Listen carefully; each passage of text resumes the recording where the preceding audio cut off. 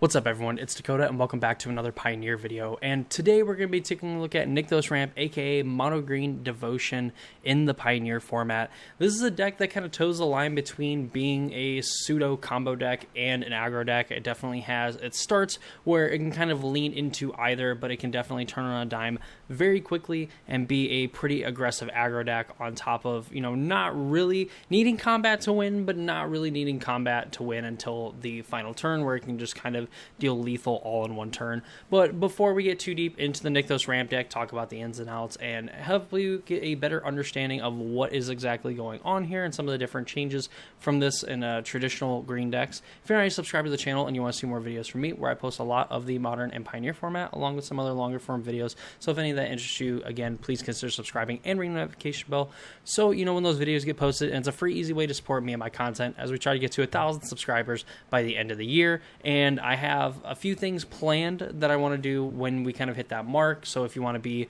a part of any of those plans, you have to subscribe to the channel. So Nykthos Ramp, Mono Green Devotion, whatever you want to call it, has been an archetype that was, synonymous with the Pioneer format. And really since the beginning, it looks completely different than what it has in the beginning, obviously because of new cards being added to the card pool, power creep, the meta changes, and everything like that. But the idea has kind of stayed the same, where we play a lot of very efficient, permanents that give us these green mana symbols, so we can fuel this card at Nykthos Shrine to Nyx. So Nykthos Shrine to Nyx taps for a colorless mana, but you can pay 2 mana and then tap it and you choose a color. Add to your mana pool an amount of mana of that color equal to your devotion to that color. So in this case, we're looking to add a ton of green devotion pips to the battlefield to maximize the amount of mana Nykthos can make. So how are we doing that? Well, the easiest one and one of the newest additions to the deck is Leyline of the Guildpact. So it is a hybrid green-white, hybrid green-blue, hybrid black-green, and a hybrid red-green for an enchantment that when it is on the battlefield, when it's in your opening hand, you may begin the game with it on the battlefield. Each non-land permanent you control is all colors, and lands you control are every basic land type in addition to the other types. Now, those lines of text, I would say, are about 99.9% irrelevant to what is actually going on with this deck. It's here because you can play it on turn 0 to add 4 green devotion, and then it's also kind of free when you cast it, because then you're still able to activate Nykthos and generate a ton of mana. And if you're able to untap Nykthos, it's going to end up netting mana that turn you played it, even if you had to cast it rather than starting with it on the battlefield. So ideally, this is in your opening hand. You're going to put it onto the battlefield. You're already going to have 4 green devotion off the rip. Yeah, there's decks that are playing things like Boseiju. Of course, we're playing Boseiju as well in our deck. But there's no real easy way of getting rid of a Leyline of the Guildpact, that isn't going to be detrimental. It's going to slow your opponent down if they try to deal with it. Of course, it's going to slow you down as well because it's going to affect your devotion. But there's a lot of other kind of good things going on. And of course, the deck was still good, without Leyline of the Guildpact. So future Leyline of the Guildpacts, not that great, but they do add 4 green devotion. So again, if you're able to activate Nykthos multiple times in a turn, it's going to start generating tons of mana. But now kind of getting to traditionally what we know about Mono Green Devotion, we have 4 Elvish Mystic, 4 Llanowar Elves. This is going to tap for a green mana while also giving you a green devotion as well, and is going to set up plays on turn 3 like Old Growth Troll, or even just getting to plot like an Outcast or Trailblazer, or just straight up playing it, whatever you need. You can play this, if you have something like an Elvish Mystic or a Llanowar Elf that you want to follow it up with, or you can just plot it and then you're able to have 5 mana on turn 3, which is going to help you cast your Cavalier Thorns, which is hopefully going to then find a find a Nykthos, find a Sunken Citadel, Castle Garenbrig, whatever the case may be. But when it enters, you look at the top 5 cards of the library, put a land from among them on the battlefield, you put the rest into your graveyard, and when it dies, you can exile the Cavalier and put a target card from your graveyard on top of your library. 3 green devotion, it's a 5/6, it's really huge, it's going to stop a lot of offense. It has reach, so it can kind of pick off some of the flying threats that we see from the other decks, like the Izzet Phoenix deck.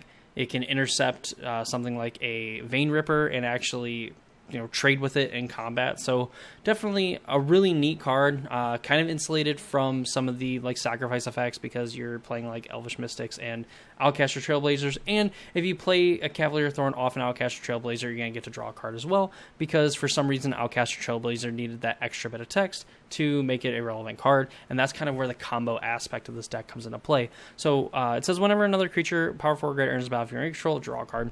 This is what made Kiora also a really good card, because it allowed you to untap target permanent. It means you can untap a Nykthos, generate even more mana, and then you could draw cards whenever you had big creatures enter the battlefield. So thanks to Kiora and now Outcast Trailblazer, which is essentially half of a Kiora that you can play multiple copies of on the battlefield, you're going to be looking to like chain together Outcast Trailblazers, draw a ton of cards, use your Nykthos to generate tons of mana so you can cast all of these big things, use Cavalier Thorns to find more Nykthoses to kind of keep generating that mana, and of course using Kiora as well to further generate even more mana to get to a point where you just kind of go through your whole deck. And something to help with that as well is this card, Storm the Festival, which is essentially the only like non-permanent spell that you want to play in the deck. You look at the top 5 cards of your library, you may put up to 2 permanent cards with mana value 5 or less from among them onto the battlefield, put the rest on the bottom of your library in a random order. So Storm the Festival is actually going to allow you to put up to 10 mana worth of permanents onto the battlefield. Of course, it's kind of worded weird because it makes you think that like you can only have a total mana value of 5 between them. That is not the case. You could put 2 Cavalier Thorns, you could put an Elesh Norn and a Cavalier in play, you can put an Ulvenwald Oddity and a Cavalier, whatever combination of things you want to put into play. You get 2 Leyline of the Guild packs, whatever the case may be, and you can flash it back for 10 mana. Of course, this being triple green and 3 and then triple green and 7, you're going to have no problem playing this card, and it's going to kind of help you really get to a point where you're going to be able to keep chaining off with Cavalier Thorns to hopefully find Nykthoses. This is kind of where Elesh Norn comes into play, metaphorically and literally from the Storm the Festival. But, with Nykthos being, like, you have, like, a bad kind of way of generating white mana because you could technically add 1 white mana from a Leyline in play because it does offer you 1 white devotion. You have Sunken Citadel, which you could choose white and then, have that generate the mana. Of course, if you have a Leyline to go back and play, then you can just tap any one of your lands for white mana to get this into play. And it's essentially going to allow you to double up on your triggers when when a permanent enters the battlefield. So Outcast Trailblazer is going to be able to add 2 mana of any one color. So I guess add 1 mana of any color twice, so you can add like a green and a white. You can add a green and a red, whatever the case may be. More than likely, it's just going to add green. Also, when another creature, power 4 or greater, enters the battlefield with Elesh Norn out, you're going to be able to draw 2 cards. So you're going to be able to keep the cards flowing. You're going to be more than likely able to find all of your Nykthoses, play them all in one turn, and absolutely flood the board with threats. We have Invasion of Ixalan to give us a little bit more consistency. Whenever you look at the top 5 cards, you may reveal a permanent card from among them, put it to your hand. It's going to hit everything but Storm the Festival. Oath of Nissa is kind of another card that has seen play in the Devotion decks. It used to be a 4 of, now it's relegated as a 1 of because it is kind of the worst of these effects. But when it enters the battlefield, look at the top 3 cards. You may reveal a creature, land, or planeswalker from among them. Put to your hand, put the rest on the bottom of the library in any order. And, you can spend mana as or mana of any color to cast planeswalker spells. We don't really have any planeswalkers besides Kiora, so it doesn't really matter on that front. But with all this, you're able to, essentially be able to cast enough Cavalier Thorns, Outcast Trailblazers, Old Growth Trolls, things like that to get a ton of power on the play. I mean, you have 3 mana 4/4s, you have 3 mana 4/2, you have 5 mana 5/6s. So how does this deck win from there? Because sure, putting a lot of things into play, but if you run out of cards in your library, it doesn't really matter. Your opponent's just going to win the game because you're going to deck yourself. That's where this card Ulvenwald Oddity comes into play and why I've kind of glanced over it this whole time. As a 4 mana 4/4 trample haste, this is very aggressive, but for 7 mana you can transform Ulvenwald Oddity, and it flips into an 8/8 with trample and haste, and other creatures you control have +1/+1 and have trample and haste. So this is a way that you just kind of put all of your creatures into play. You essentially mill yourself out. You've hit all your Nykthoses. You've cast all the spells you can. You can generate 30 to 40 mana, whatever the case may be. You play Ulvenwald Oddity, and then a lot of the time you're going to be able to kind of win the game from there. There's 20 power with Cavalier Thorns. Ulvenwald Oddity makes it 24. Then you have 32 with the Ulvenwald, and then you have have another, 16 with this, which ends up being another 20, and then another 20 with Old Growth Troll, and then your Elvish Mystics, Llanowar Elves, not to mention also your Elesh Norn 2. You just have a lot of stuff going on here. Of course, you can also dump a ton of mana into Lair of the Hydra and being able to give it haste and trample as well. You can just deal so much damage with this deck, so much damage in the single turn that you go off, and this is where it kind of changes from the other mono green devotion decks where it was just about putting as much devotion in play, and then it was less about activating Nykthos multiple times in a turn, even though I had the capability of doing so. And it was just putting a ton of things into play and being able to kind of interact with your opponent. And then future versions playing Karn ended up, you could combo and generate infinite mana and then like mill your whole opponent's deck by just Stonebraining them a million times, thanks to the Chain Veil giving you basically infinite Planeswalker activations.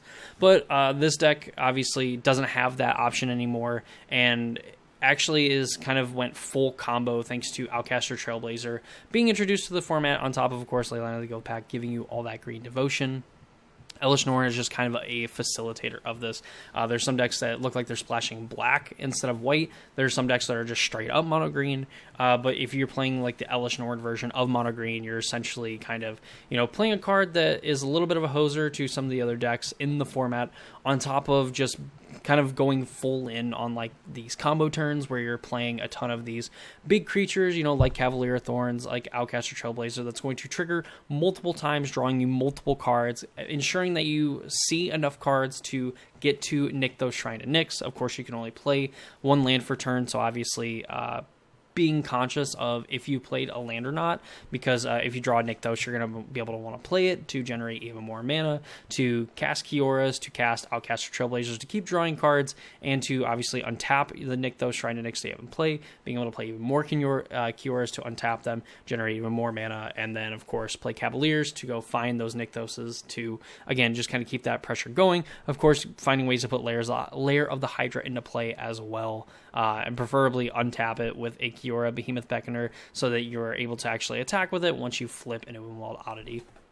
In the sideboard, we have 3 Pick Your Poison, 3 Tail Swipe. So this is actually kind of a neat little trick here. So choose a creature you control and a creature you don't control. If you cast a spell during your man phase, the creature you control gets +1/+1 until end of turn. Those creatures fight each other, which is kind of a neat little thing that you can do. You can kind of do this in combat, where your creature kind of blocks something, and then you're able to like fight something else, and then also take out the creature that you're blocking. A nice little, I guess a little 2-for-2 there. We have the Stonebrain, which is a card that I talked to with like the Karn version of the deck, and this is still a very good way of kind of getting rid of your opponent's combo pieces. Unlicensed Hearse to deal with the graveyard. Obstinate Baloth, I believe this is probably more for like the mono black decks and like the Liliana type decks. Also probably good against Burn too, I would say. Just, 4 mana, 4/4, you're going to gain 4 life, 2 green devotion. It just has like the added benefit if your opponent makes you discard it, or if an effect your opponent controls makes you discard it, you're going to be able to put it into play and make them very sad and take out their Liliana, because the natural predator to a Liliana plus is an Obstinate Baloth.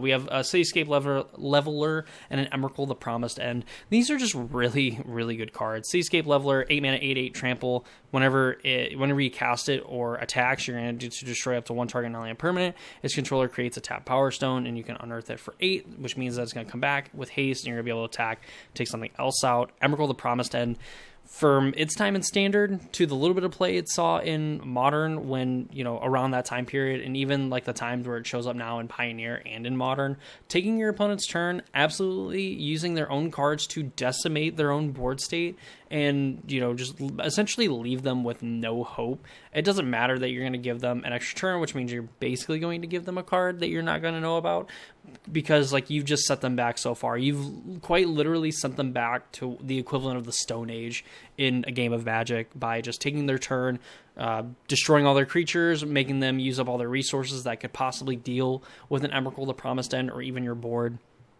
and just kind of leaving them out to dry. But yeah, that is the Mono Green Devotion deck for the Pioneer format.